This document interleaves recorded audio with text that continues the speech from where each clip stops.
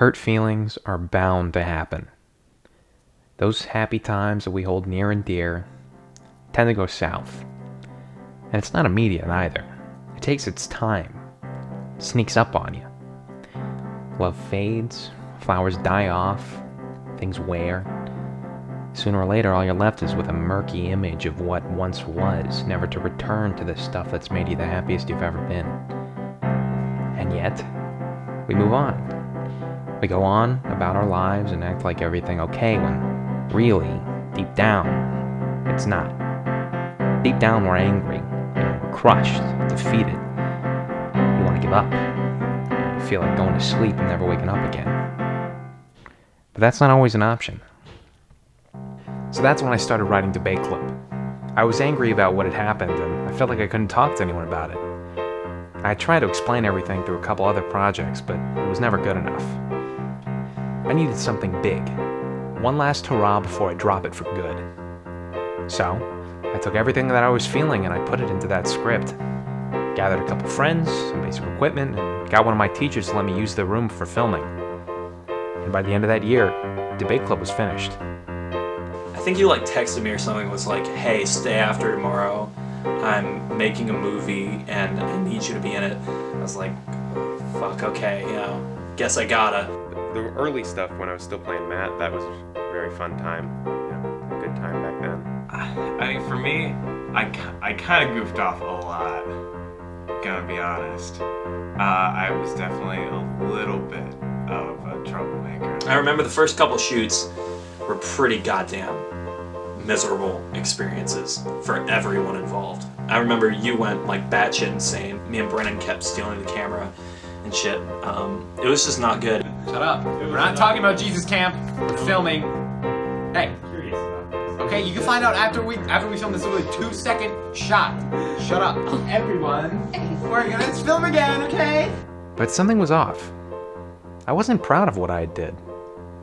This was supposed to be a final send-off. Everybody, once and for all, would finally understand my side of things. The problem was, whenever I watched it over, all I could think of was what I could have done better. What could have come off more clearly. What could have made a better movie. Everything I wanted to say felt forced, artificial. I wanted to make something that told everybody what I was feeling and at the same time create something that anyone could relate to. I wanted to make the people who were watching it really feel something. So, I went back to the drawing board. I rewrote the script, got a new cast, got better equipment, and set off to remake Debate Club before the end of senior year. Easier said than done. This casting, I was going to be Audrey. But then, three different people who were going to play Scott just weren't, consistent and didn't show up to things. So I ended up being Scott, which made us have to change the script a bunch of times because I am a woman and Scott was supposed to be a dude.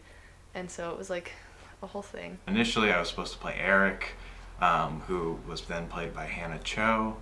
But then due to since I was super busy, I got replaced for that and it made sense. So I thought Debate Club was a really cool idea, and in the beginning I was super excited about it. But I think the hardest part was that we're just a group of teenagers and a lot of people had a hard time staying focused.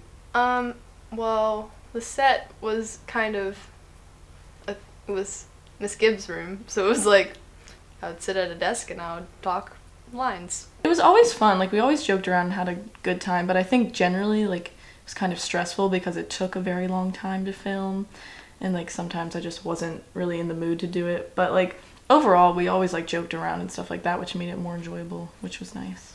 But a lot of my cast was in our school's theater program, which made it pretty tough to get them together for shoots since they all had rehearsals pretty much year-round.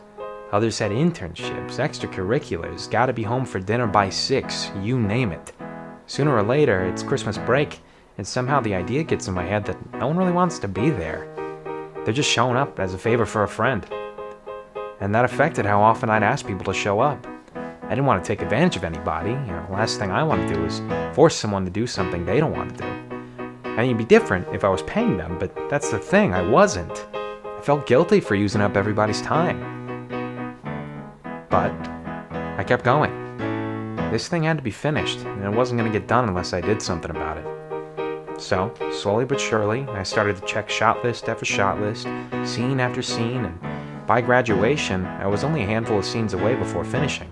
When senior year rolled around, once we got Gibbs' room, it was actually pretty fun. It was a good time for all. I really enjoyed. I think Jocelyn, who played Scott, is a really great actress, and Jessie as well. And just watching them work together and watching them actually act, because I'm not an actor, but you know they're in theater and everything. But watching them act and like working beside them was a really cool experience for me. I just got down to an extra for a while because of scheduling, so I couldn't show up for a lot. I don't know where that ended, but I think I ended as just being an extra, I guess. The cast switched up a lot. That's a lot what I remember. I met Harrison. That was cool.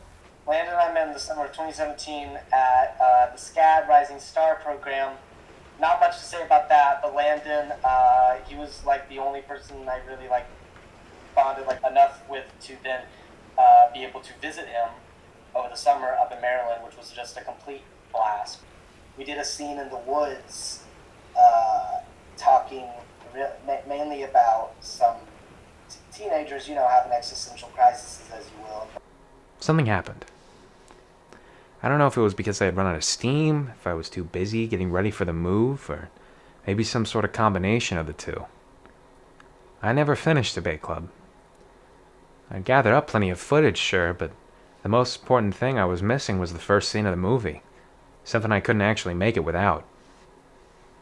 Next thing you know, I was in college. I don't really care. It would have been cool to see the final product, I guess, but just all the recastings and the changes of the plot, I don't even know what it would look like if we finished it. I'm really sad about it. Actually, really sad. I don't know. We just put so much time and effort into it, and like staying after school, and it was actually a lot of fun too. So just the fact that it never got put together and not like seeing a finished product is pretty disappointing to me. I'm like, all right, spent all this time, and then nothing ever came of it. And I was like, well, it's kind of a waste of time. I'm a little salty about that because I did devote a lot of time. I did show up and do a lot with it. I'm kind of sad that like all your work went to waste, but to me, there's just like Matt says so many terrible things in that script. If I ran for president in 30 years and that were sitting on YouTube, my life would be fucking over, you know? I can really relate to it not being finished. I thought it was going to be finished, but then by the time college starting up, I haven't had time to work on any personal projects either. It's kind of hell, if you will. So I think whatever this is being video documented for, it'll live on through that. I just think the idea of having this be a snapshot in time, even if it's not permanent and it's not finished, I think that's sort of the perfect note that we could have ended things on. I was in a really dark place when I first started writing for this thing. I felt alone, and I wasn't brave enough to talk to anyone about how I was feeling. So instead of that, I wanted to put all those feelings into something anyone could understand. I mean, I know you as this like aspiring filmmaker, so I just feel like this was your first step towards that direction. I think you made it because you wanted to see if you could, and also as a form of artistic self-expression. Like you had some things going down in your life and you needed to get them out of your system, and so you made a short film, only you didn't.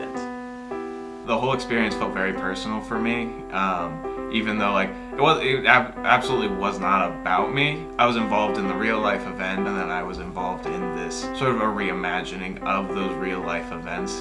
It was a very odd experience for me to relive and rethink about all of that stuff that was happening. You know, to be honest, I don't know if it's really a retelling of anything. I think every artist draws from their experiences to humanize themselves, you know. And I think Debate Club is the same way. I think you, just because you went through a breakup about a year before you wrote it, that was pretty goddamn rough. I don't think that means that Debate Club is about that. At the end of the day, Debate Club was written after a very raw breakup, and its plot was based heavily on those events. The main character, Scott, joins a debate club to argue with his recently uncloseted ex-girlfriend Audrey, only to realize that he's wasting his time and losing the few good parts of his life in the process. And ultimately, it isn't a very good movie, both iterations. I mean, objectively, it's got no professional actors, amateur shot composition, and alright dialogue. It's a student film. Looking back now, and after having the chance to talk to my old cast members, I've come to a bit of a revelation. I'd set out to do something that I'd never done before. Make a full-length, short film about an actual serious topic. Everything else I'd ever made before that was either a school project or something stupid I threw together with my friends. Debate Club was different. Debate Club was the first step into a more impactful form of filmmaking. Debate Club allowed me to find new ways to express myself. It helped me spend my last year of high school, my last year of officially being a kid, on something I really cared about. If you were to have asked me before making this documentary how I felt about my unfinished movie about one of the worst periods of my life that took literal years to even come close to finishing, I would have told you a multitude of things. I tried to act positive about it, say it was good for practice, maybe try to change the subject, or maybe I'd even actually admit that I was a little embarrassed about it. But now, I couldn't be more proud.